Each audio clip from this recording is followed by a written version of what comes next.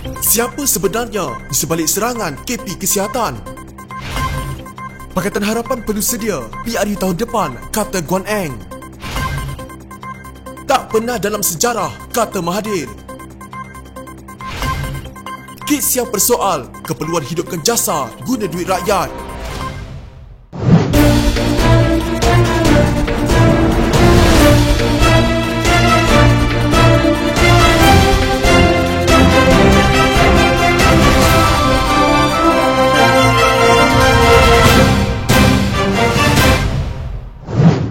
Ahli Parlimen Gelang Patah Lim Kit Siang mempersoalkan jika ada motif berselindung di sebalik serangan Ahli Parlimen Bintulu Tiong King Sing terhadap Ketua Pengarah Kesihatan Dr. Nur Hisham Abdullah. Lim merujuk kritikan Tiong berhubung pengurusan wabak COVID-19 yang antara lain mendakwa Nur Hisham takut mati kerana tidak pergi sendiri ke Sabah untuk melakukan pengawasan penularan wabak di sana. Tiong juga menyindir Nur Hisham dengan mendakwa dia menyimpan cita-cita untuk menjadi Setiausaha Agung Pertubuhan Kesihatan Sedunia WHO. Tiong jelas sekali berasa iri hati dengan sidang media harian Nur Hisham. Adakah dia Tiong bercakap bagi pihak diri sendiri atau orang lain? Soal Lim dalam satu kenyataan. Lim turut menyifatkan sindiran Tiong terhadap Nur Hisham sebagai satu serangan bersifat jahat dan peribadi. Saya akan menganggap sebagai satu penghormatan besar kepada Malaysia jika seorang rakyat warga seperti Nur Hisham dilantik sebagai Setiausaha Agung WHO. Jelaslah terdapat manusia yang berfikiran sempit yang memikirkan sebaliknya. Sepatutnya Tiong King Sing yang dibuang daripada jawatan Duta Khas Perdana Menteri ke China kerana kesilapan besar di Parlimen pada Rabu lalu yang merupakan satu serangan bukan sahaja kepada Nur Hisham tetapi kepada semua petugas barisan hadapan yang berdepan dengan wabak COVID-19.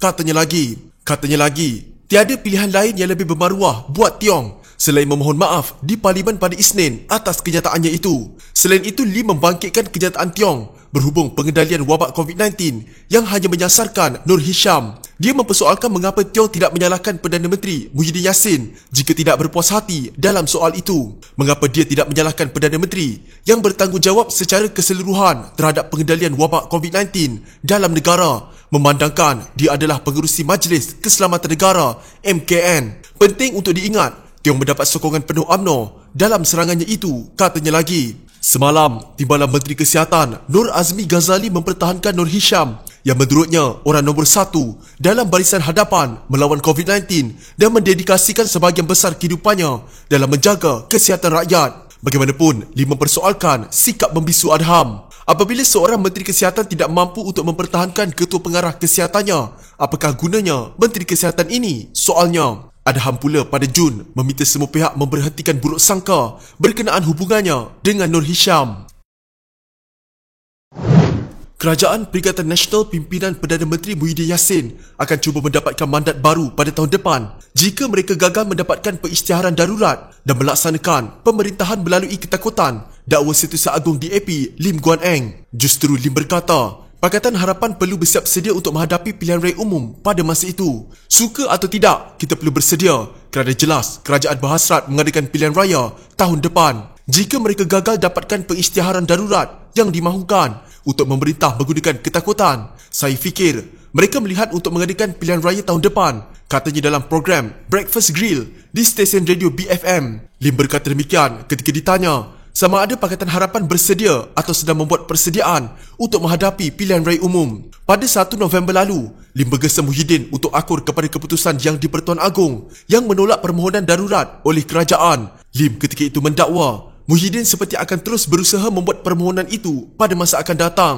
Selepas keputusan Agong itu, Muhyiddin dalam perutusannya menjelaskan hanya darurat dapat menangguhkan pelaksanaan PRK Batu Sapi pada Disember ini dan pilihan raya negeri Sarawak yang dijadualkan tahun depan. Walaupun Muhyiddin mengaitkan permohonan darurat itu dengan usaha mengekang gelombang ketiga penularan COVID-19, ada pihak melihatnya sebagai langkah melawan usaha Presiden PKR Anwar Ibrahim untuk menubuhkan kerajaan serta ancaman UMNO untuk menarik balik sokongan terhadap Perikatan Nasional. Berhubung Belanjawan 2021, Lim berkata, kerajaan hanya membentangkan belanjawan biasa di saat negara perlukan belanjawan luar biasa untuk berdepan kesan COVID-19.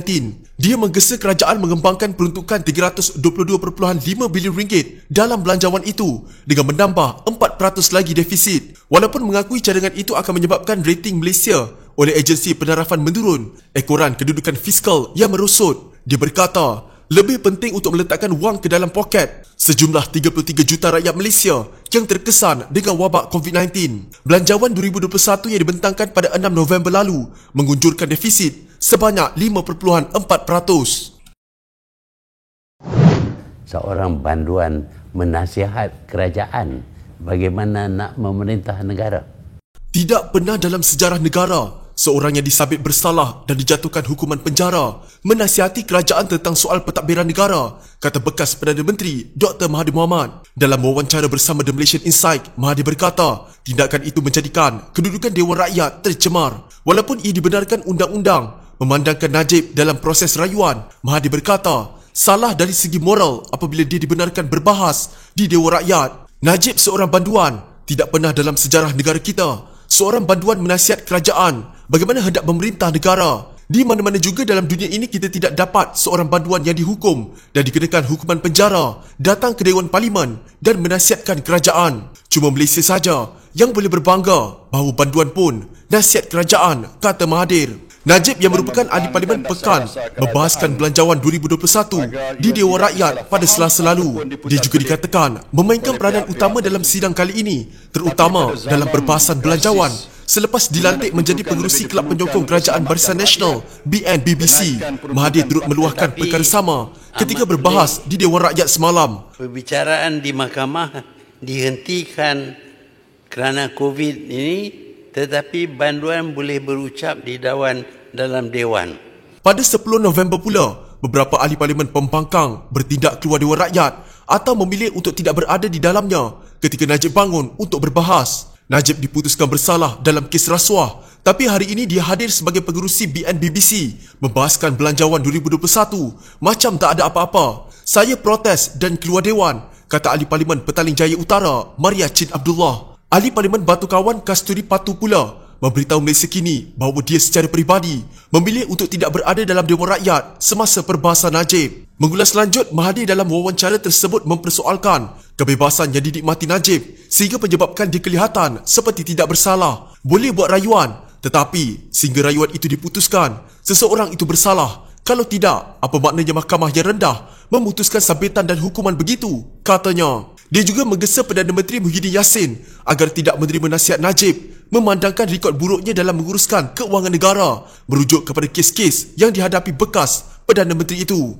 Pada 28 Julai lalu, Mahkamah Tinggi Kuala Lumpur menjatuhkan hukuman bersalah terhadap Najib atas 7 tuduhan jenayah bersabit dana RM42 juta dari bekas anak syarikat 1MDB, SRC International, Sedia Berhad. Dia dijatuhkan hukuman penjara 12 tahun dan denda RM210 juta bagi satu tuduhan salah guna kuasa, selain penjara 10 tahun atas 3 kesalahan pecah amanah dan 10 tahun untuk 3 kesalahan pengubahan wang haram.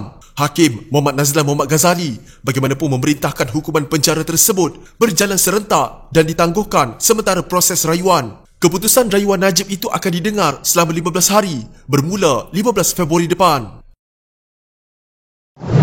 Jabatan Hal Ehwal Khas Jasa merupakan satu kegagalan besar meskipun jutaan ringgit dibelanjakan untuk tujuan propaganda, kata pemimpin veteran DAP. Hal itu terbukti apabila Barisan Nasional tumbang pada 2018. Persoalannya sekarang, mengapa wang rakyat Malaysia digunakan oleh Jasa untuk menyebarkan pembohongan dan kepalsuan?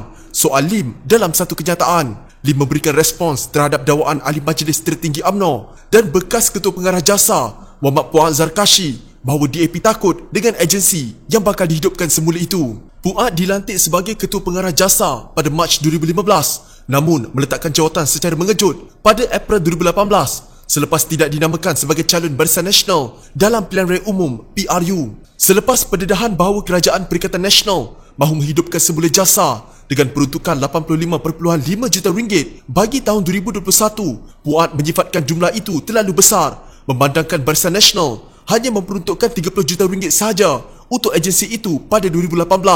Dakwa Puan, salah satu tanggungjawab Jasa pada masa itu adalah menjawab pembohongan DAP melalui media sosial. Bagi Lim, Puan melakukan kesilapan besar apabila menyifatkan DAP takut akan Jasa. Mengapa Jasa yang pernah diterajui Puan ini harus ditakuti sedangkan ia adalah sebuah kegagalan besar? Jika tidak, sudah tentu Najib Razak masih kekal menjadi Perdana Menteri Malaysia hari ini dan tidak akan disabitkan dengan kesalahan rasuah, penyalahgunaan kuasa dan pengubahan wang haram, katanya. Sebaliknya, kata Lim, ratusan juta dilaburkan untuk membiayai operasi cyber UMNO bagi menggambarkan DAP sebagai anti-Melayu, anti-Islam, anti-Raja serta komunis. Bagaimanapun, Lim mengakui bahawa usaha itu berjaya. JASA merupakan agensi kerajaan yang bersifat rahsia berakar umbi sejak 1960-an ketika ia dikenali sebagai cawangan hal ehwal khas di bawah Jabatan Perkhidmatan Penerangan, kini dikenali sebagai Kementerian Komunikasi dan Multimedia. Berdasarkan senarai jawatan kerajaan 2019, JASA mempunyai 229 kaki tangan sepenuh masa di seluruh negara sebelum dibubarkan pada Januari 2020. Bagaimanapun, JASA dipercayai menggaji kaki tangan kontrak dengan allowance bulanan RM900 bagi memantau 222 kawasan parlimen dan 576 kawasan DUN, menjadikan bilangan kaki tangan bergaji seramai lebih 1,000 orang. Pada 2017, satu perhimpunan melibatkan 942 kaki tangan JASA diadakan di Alur Gajah, Melaka dengan tema Ke Arah Memenangi Majoriti 2/3 Pilihan Raya Umum ke-14. Pada masa itu, Puan mendedahkan bahawa kontrak kaki tangan itu diperbaharui secara tahunan. Dia mencadangkan tempoh kontrak selama sekurang-kurangnya 2 tahun dan staf kontrak yang berkhidmat lebih 15 tahun wajar menikmati bonus bulanan RM300. Jika anda mempunyai gejala seperti demam, batuk dan sesak nafas, jangan berlengah untuk terus ke klinik atau hospital bagi menjalani ujian saringan. Bersama kita tangani wabak COVID-19.